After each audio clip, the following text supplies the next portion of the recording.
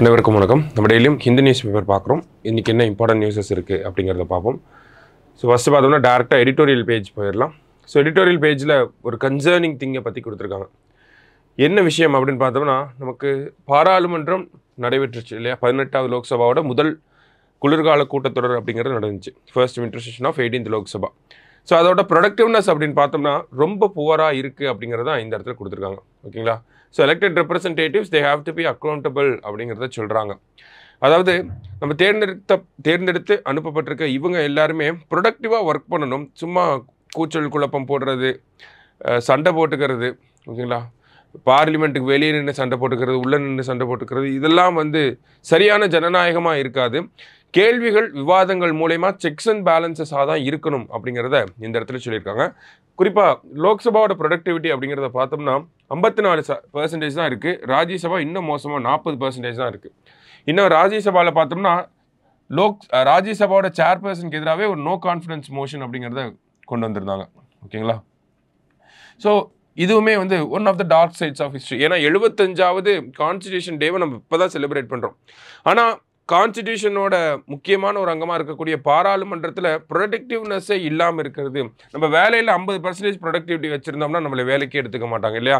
So அப்போ பாராளுமன்றம் மட்டும் எப்படி 50% 40% ப்ரொடக்டிவிட்டி வச்சுக்கலாம் அப்படிங்கிறது ஒரு கேள்வியாக முன் வச்சுருக்காங்க. அதே மாதிரி பார்த்தோம்னா கிட்டத்தட்ட 16 பில் பாஸ் பண்ணும் இந்த அஜெண்டாவில் இருந்துச்சு, வின்டர் செஷனோட அஜெண்டாவில். ஆனால் கிட்டத்தட்ட லோக்சபா ராஜ்யசபா சேர்ந்து பாஸ் பண்ண ஒரே பில் என்னென்னா, நமக்கு அந்த வாயுவான் விதேயக் அப்படின்னு சொல்லக்கூடிய சிவில் ஏவியேஷன் செக்டாருக்கு இருக்கக்கூடிய அந்த விமானங்கள் ரிலேட்டடாக இருக்கக்கூடிய ஒரே ஒரு மசோதாவை மட்டும்தான் லோக்சபா ராஜ்யசபா 2 பேருமே சேர்ந்து பாஸ் பண்ணியிருக்காங்க. மற்றபடி பார்த்தோம்னா லோக்சபா 2-3 பில்லை பாஸ் பண்ணியிருக்காங்க, ராஜ்யசபா 2-3 பில்லை பாஸ் பண்ணியிருக்காங்க. ப்ரொடக்டிவ்னஸ் சுத்தமாக இல்லை. அதே மாதிரி கேள்வி நேரம் அப்படிங்கிறது சுத்தமாக வழங்கப்பட மாட்டேங்கிறாங்க அப்படின்னு சொல்கிறாங்க. கிட்டத்தட்ட லோக்சபாவில் பார்த்தோம்னா 10 நிமிஷம் மட்டும்தான், 20 நாளில் 10 நிமிஷம் தான் கேள்வி நேரம் வழங்கப்பட்டிருக்கு அப்படிங்கிறது ஒரு பெரிய கேள்விக்குறியாக இருக்குது. ஓகேங்களா? 20 நாள் பாராளுமன்றம் நடந்திருக்கு, லோக்சபா மீட் பண்ணியிருக்காங்க.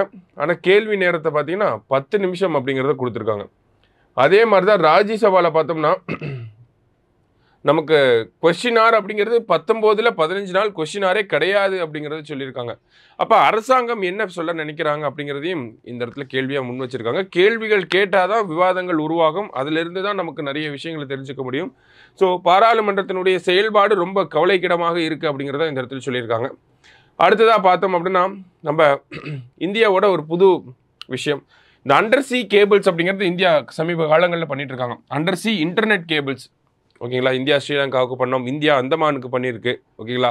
அந்தமானில் இன்டர்நெட் கனெக்டிவிட்டி இருக்குது அப்படின்னா அதுக்கு காரணம் இந்தியா சென்னையிலேருந்து ஒரு அண்டர் சி கேபிளை ஜப்பானோட உதவினால் நம்ம பண்ணியிருப்போம். சரிங்களா? ஸோ அந்த மாதிரி புதுசாக இன்னும் 2 ப்ராஜெக்டை பண்ண போகிறாங்க. ஸோ அது என்ன ப்ராஜெக்ட் அப்படின்னு பார்த்தோம்னா IAX and IEX, India Asia express and then India Europe express அப்படின்னு சொல்லி 2 விஷயங்களை பண்ண போகிறாங்க. ஸோ இந்த இந்தியா ஏசியா எக்ஸ்பிரஸ் அப்படிங்கிறது எங்கே கனெக்ட் பண்ண போகுது அப்படின்னு பார்த்தோம்னா சென்னை அண்ட் மும்பை, அதுதான் நோடல் ஹப்பாக இருக்க போகுது. சென்னை அண்ட் மும்பையை சிங்கப்பூர், தாய்லாந்து, மலேசியா அந்த மாதிரியான பகுதிகளில் இந்த இன்டர்நெட் கனெக்டிவிட்டிக்காக கனெக்ட் பண்ண போகுது, ஃபைபர் கேபிள்ஸ்னால. ஓகேங்களா? அண்டர் கிரவுண்ட் கேபிள்ஸ் எல்லாமே, அண்டர் சி கேபிள்ஸ் எல்லாமே. சரிங்களா? அடுத்தது IEX அப்படிங்கிறது இந்தியா யூரோப் எக்ஸ்பிரஸ் அப்படிங்கிறது France, Greece, Saudi Arabia, Egypt, Djibouti இந்த மாதிரியான நாடுகளை கனெக்ட் பண்ண போகுதா, அதுதான் நமக்கு கொடுத்துருக்காங்க. ஏன்னா இந்த அண்டர் சி கேபிள்ஸ் அப்படிங்கிறது கொஞ்சம் ரிலேயபிளாகவும் இருக்கும்.